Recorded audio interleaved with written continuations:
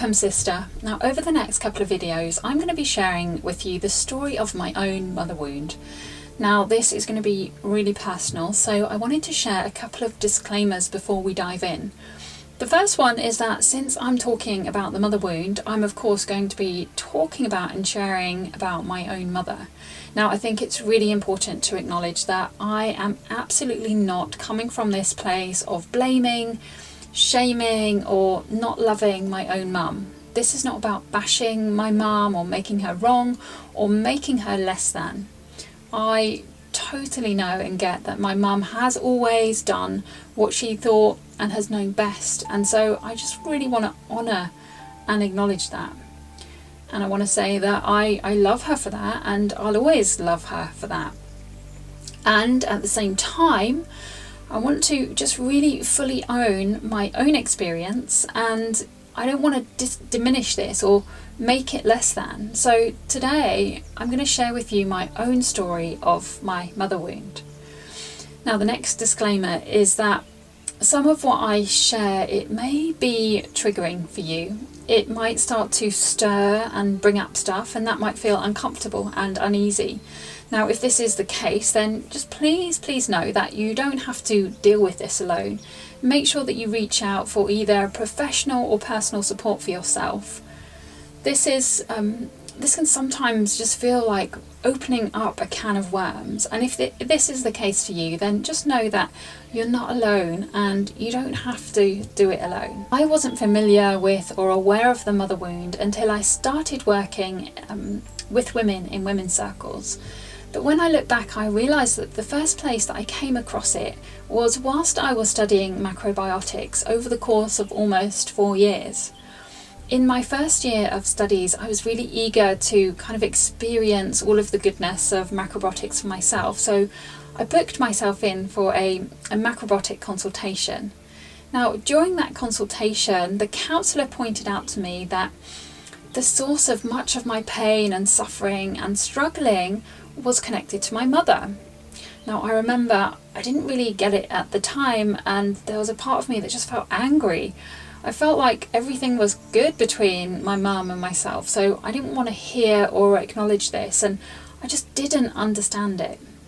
So then, fast forward a few years and a lot of healing work later, I started to become present to experiences that I'd had in my childhood that I was carrying with me as an adult that were actually affecting my health and really affecting how I was showing up in the world.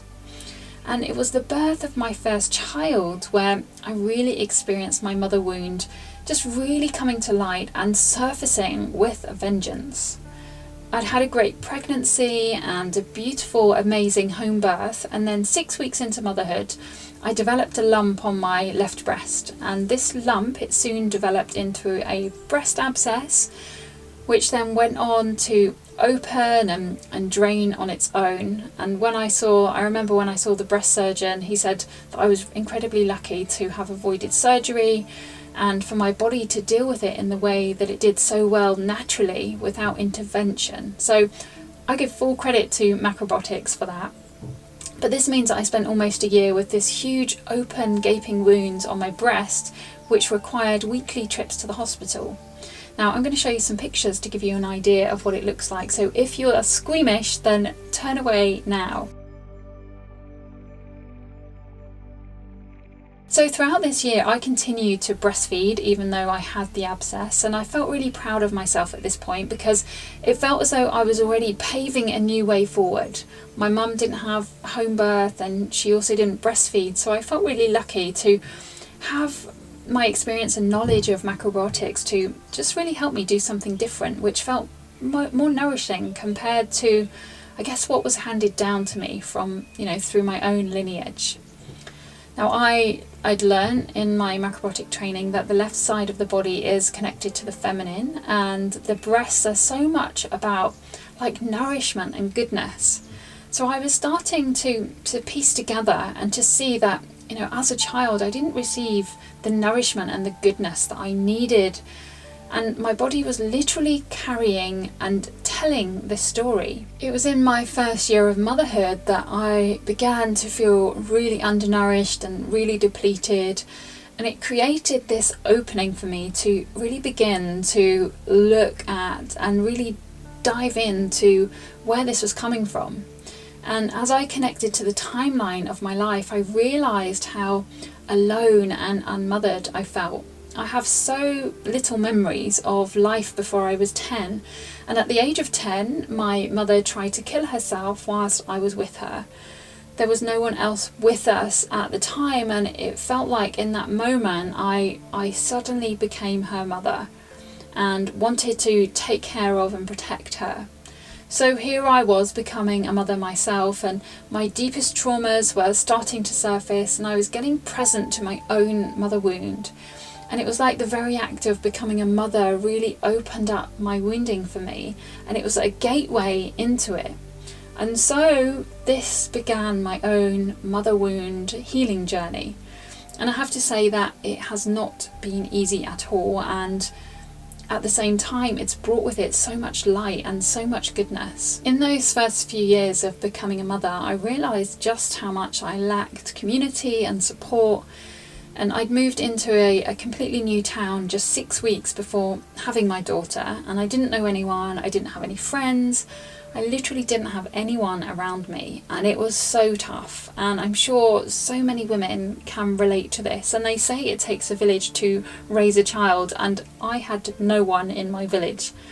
But somehow, so cleverly orchestrated by the universe, I'd managed to co-create the perfect environment for my mother wound to really open and surface. So this is one of the reasons why I decided to start up a women's circle, because I just deeply craved and needed a space to connect and just feel really seen and loved and held. And I needed this for myself, and I wanted to create the space for other women as well.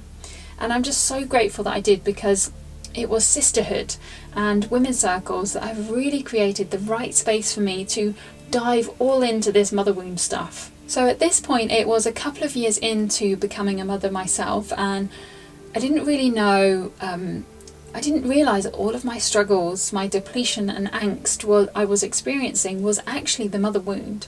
And it wasn't until the birth of my second child, almost 6 years later, that I was more fully aware of the mother wound, and it allowed me to dive much deeper into it. So I want to pause here to share with you what the mother wound actually is, and there's a couple of definitions that I've come across that I want to share. The first one is this: the mother wound is the pain, wounding and trauma that's carried by a mother and inherited by her children, with daughters facing the brunt of this wound. Even if a mother is physically present, having a mother who is not emotionally attuned and available to you when you are a child can still cause pain. So this is from the projectlotus.org. And then we have a definition here by Bethany Webster. The mother wound is the pain of being a woman passed down through generations of women in patriarchal cultures. It is the dysfunctional coping mechanisms that are used to process that pain. The mother wound includes the pain of comparison, not feeling good enough, shame, consistent background sense that there's something wrong with you, attenuation, feeling that you must remain small in order to be loved, guilt, a persistent sense of guilt for wanting more than you currently have. And the mother wound can manifest as not being your full self because you don't want to threaten others, having a high tolerance for the poor treatment from others, emotional caretaking, feeling competitive with other women, self-sabotage, being overly rigid and dominating, conditions such as eating disorders, depression and addictions. And the cost of not healing the mother wound is living your life indefinitely with a vague, persistent sense that there is something wrong with me, never actualizing your potential out of fear of failure or disapproval, having weak boundaries and an unclear sense of who you are, not feeling worthy or capable of creating what you truly desire, not feeling safe enough to take up space and voice your truth, arranging your life around not rocking the boat, self-sabotaging when you get close to a breakthrough, unconsciously waiting for mother's or another's permission or approval before claiming your own life, And so from these definitions, you can start to get a sense of what it actually is and how it might show up in our lives. Now, the way I see the mother wound is like this. It's essentially the wounded feminine, and it's something that is passed on and passed down through our lineage. Now, somewhere along the line, it's like the feminine was wounded and then it gets passed on, passed down from generation to generation. It's in our blood, it's in our DNA, it's in our genes. And this passing on of the wounded feminine is known as the mother wound. Okay, so that feels like a lot for one video. Now next week I'm going to be sharing with you part 2 of my story, which gets a little bit more harrowing but so much more enriching and enlightening. So for now I want to leave you with this question. What comes up for you when you hear this story, or as you tune into the definition of the mother wound? Okay, if you've made it this far, then thank you so much for watching. Don't forget to share your comments below, and I'll see you again next week.